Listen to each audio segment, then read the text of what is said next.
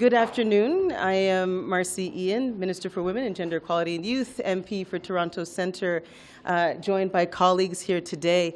There is a lot of information and disinformation out there, and it's hard to cut through all of it sometimes. So just wanted to take to this microphone and be very, very crystal clear. The great Maya Angelou once said, when people show you who they are, believe them the first time.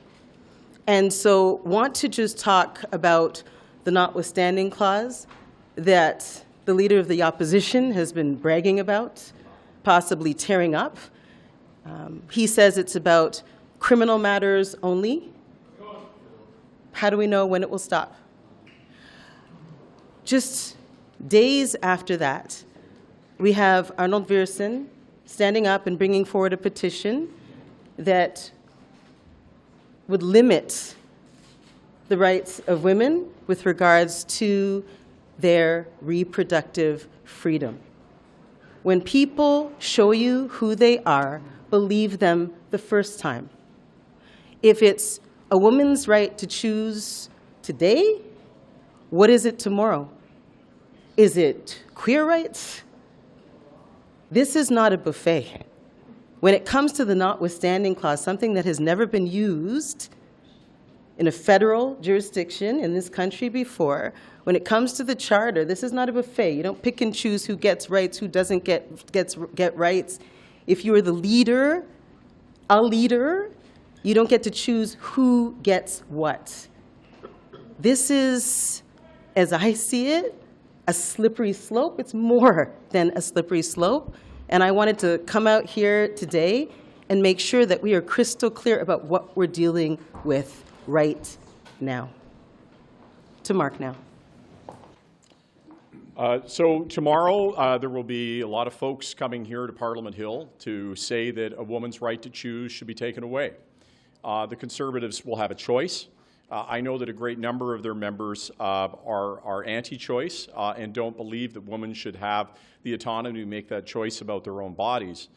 But I think what is greatly disturbing to me, and we had a vote on pharmacare yesterday, is how can you on the one hand be against a woman having the autonomy to make a decision over her own body and her reproductive future and whether or not she has an abortion, and also be against getting a contraception for somebody who is in a situation where they require it.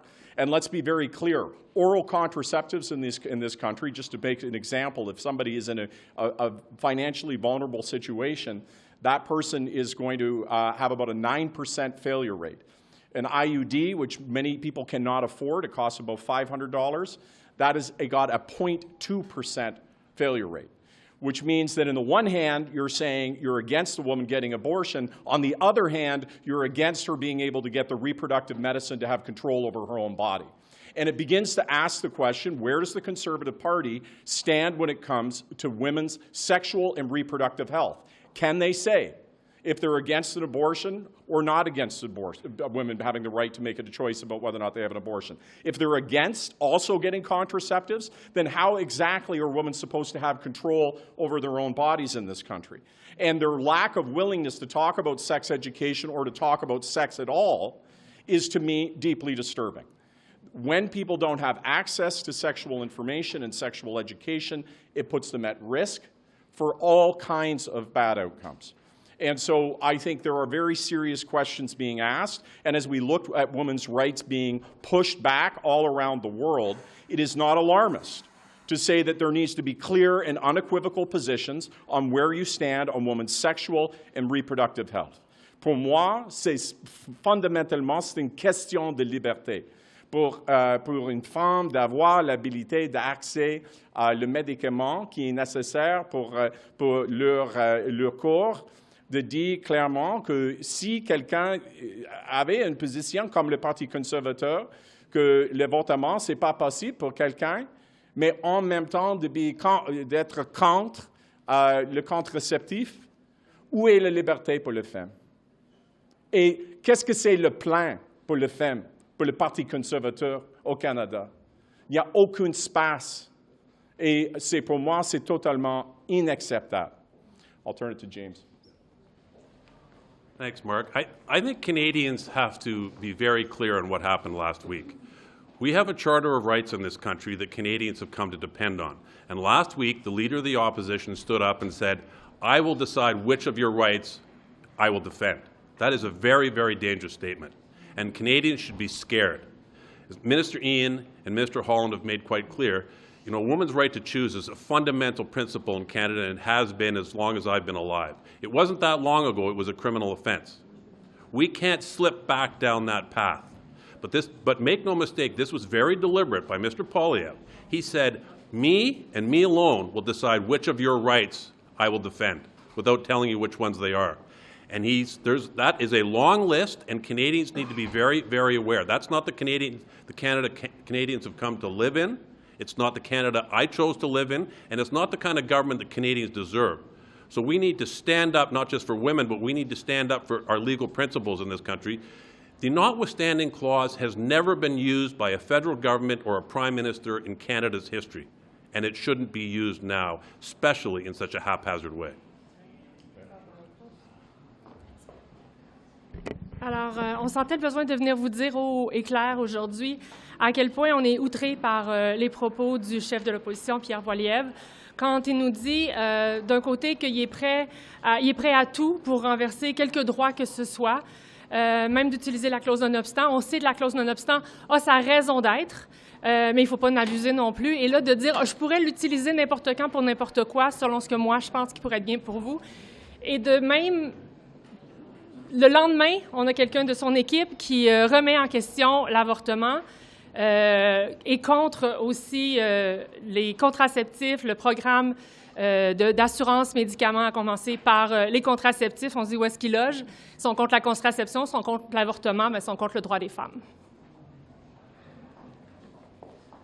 Well, I think you've heard my colleagues here today, and I think they've all raised extremely important points. But I would also say that it's disappointing to see the leader of the Conservative Party not draw the connection between a woman's independence over when and where and if she'll reproduce, and her own economic freedom. I mean, you know, I am a fully actualized woman because I was able to choose when I would have children and how I would have children. And in fact, if you don't have choice at the front end, where contraceptives are not available, and you don't have a choice at the back end, where you're experiencing a pregnancy that maybe you don't want, or in some cases it's dangerous to continue to carry, then my question to the Conservatives is, when is it that women should have choice? And how is it you're going to focus on the economic empowerment of women if it's not starting at the fundamental level of a woman's choice to choose?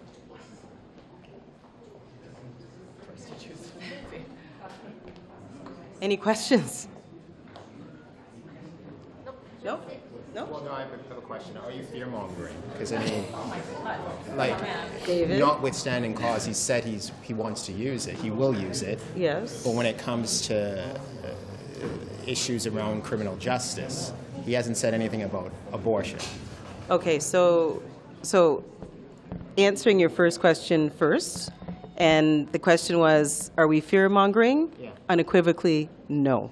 It wasn't too long ago in this country that abortion was a crime. So it is not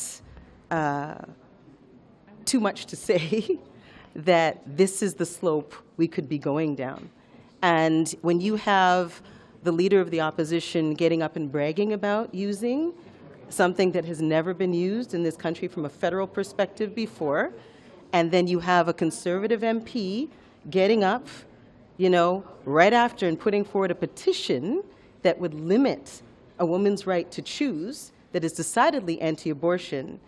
And when you're in this place and you have seen other members, I'm thinking Kathy Wagenthal and others, do the same kinds of things, no, this isn't fear-mongering. This is reality, and it's important for Canadians to know exactly what we're dealing with and who we're dealing with. These MPs are part of the Conservative backbench, and Poilievre has quite emphatically They have big said, voices, David. But they're not part of the opposition's front bench. And Poilievre has emphatically stated that he is Are you saying we should believe him? So are you fear-mongering? It's one thing to say actions speak louder than words. Thank you so much. Can I just quickly? So here's a question I put to Mr. Poilievre, and I challenge you to put it to him and see how he answers.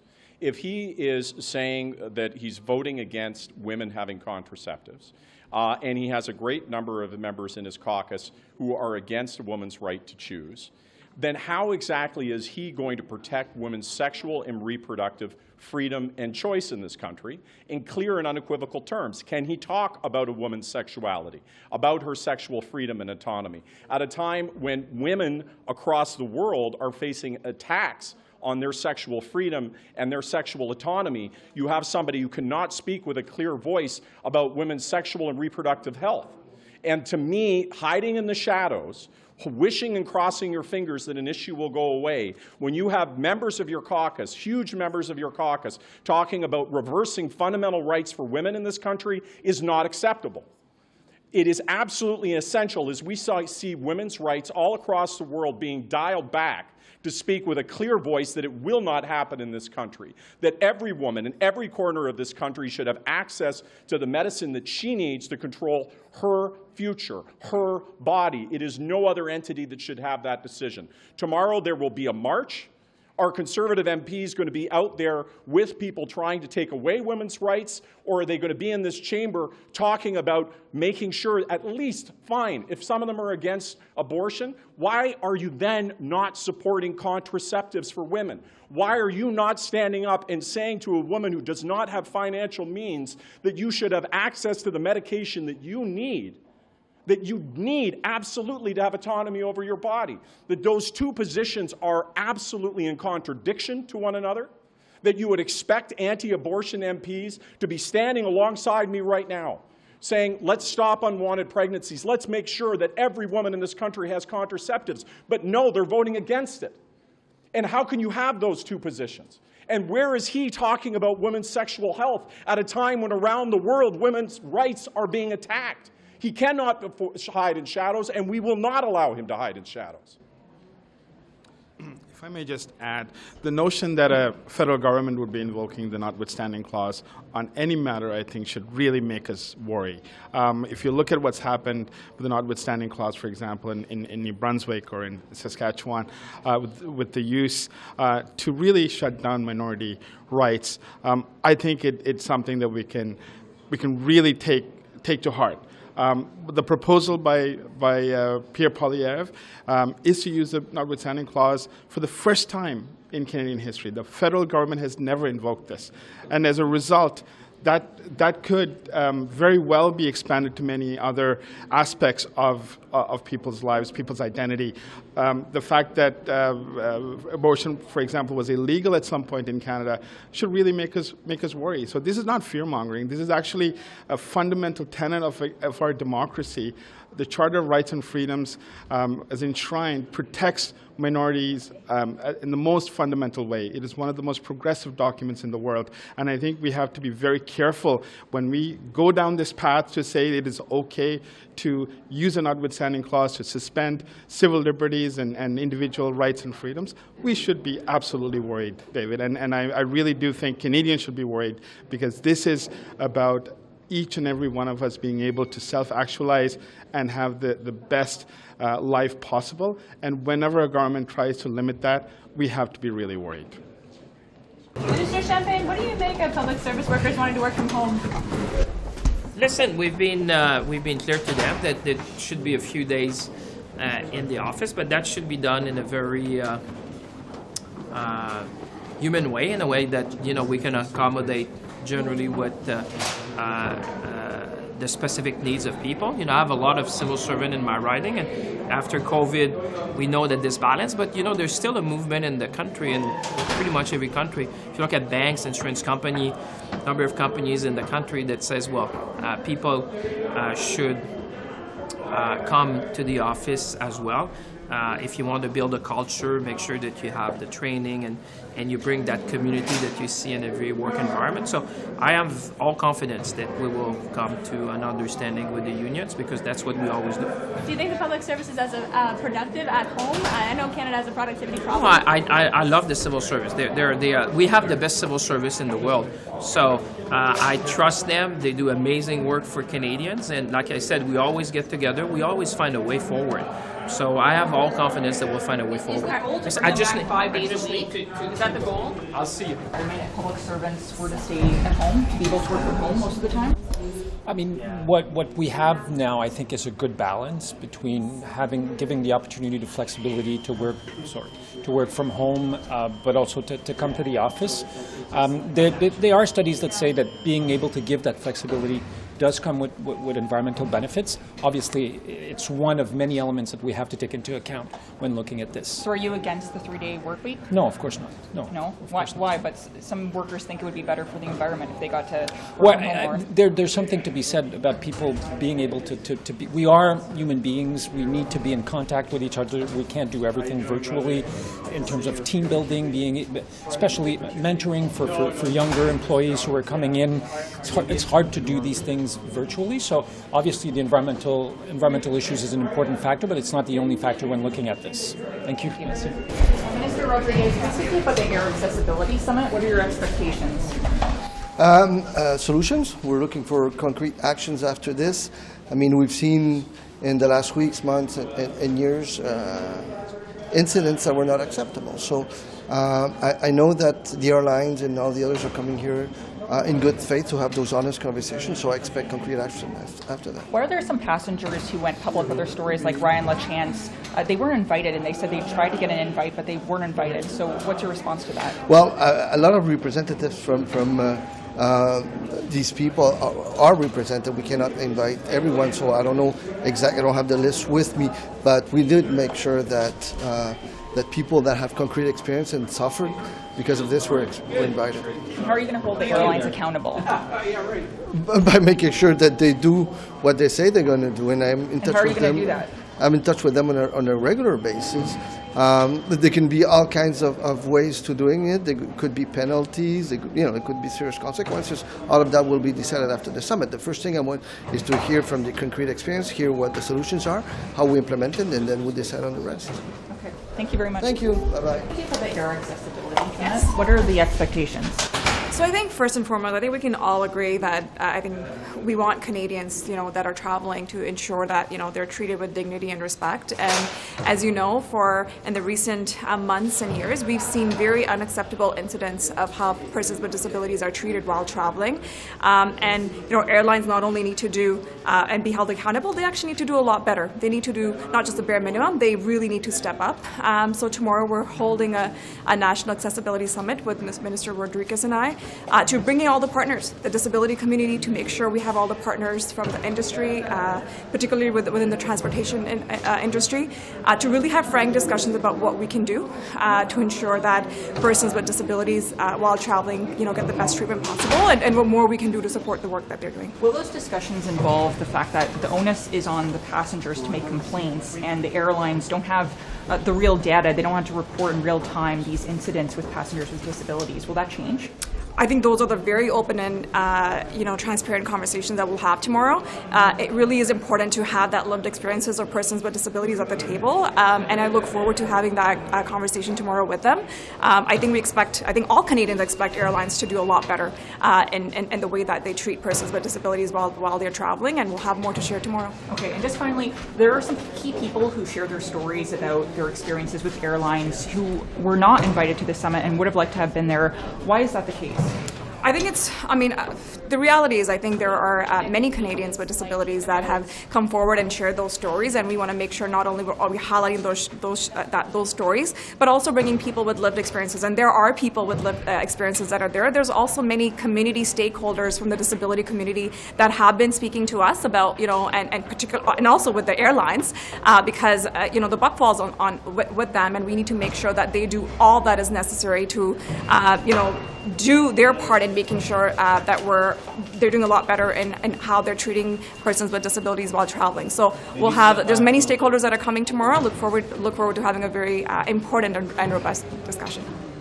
Thank you. I would also just remind Ontario that the increase in transfers and the other supports for providing healthcare in an equitable way includes Indigenous peoples, and so we have to work together. And so, there's a theme arising, I would say, especially in Northern Ontario, with people like Minister Rickford and Kenora saying that they're not willing to build a hospital unless Indigenous Services Canada or the federal government is there. Quite frankly, I think we're beyond that stage of colonialism. And so I really hope that we can work productively with Ontario and with Waha to make sure that people get the services they need. So is Ontario not at the table right now? They are at the table, absolutely. But what I would say is that we are also at the table in many different ways, in large and small ways, with Waha, with Ontario, to ensure that there is an equity in delivery of services. And that's what I'm remaining focused on. You know, just because services are designated, or I would say primarily directed towards Indigenous people, doesn't mean that Ontario doesn't have a role in providing those services regardless of where the institutions are. Any timeline? Working with my officials now. Okay, thank you. Thank you. Alors, je suis très surpris par la sortie du premier ministre Legault aujourd'hui. D'une part, parce que les discussions vont bon train entre les deux paliers de gouvernement. On avance, c'est constructif. Alors, je pense qu'il faudrait continuer dans cette direction-là. D'autre part, parce qu'il avance un chiffre comme 560 000, qui a fait, lorsqu'on le regarde, ne reflète pas tout à fait la réalité. Le 560 000 inclut les demandeurs d'asile, alors qu'un demandeur d'asile n'est jamais un temporaire, soit qu'il est accepté chez nous ou qu'il doit quitter. Ça inclut également les étudiants étrangers qui sont acceptés par Québec. Ça inclut les travailleurs étrangers temporaires qui également sont choisis par Québec. Donc, une très grande majorité des personnes dont il fait référence sont effectivement choisies et reçoivent l'approbation officielle du Québec. Donc, un peu surprenant, mais je demeure optimiste que l'on puisse continuer ces discussions-là ensemble. Merci.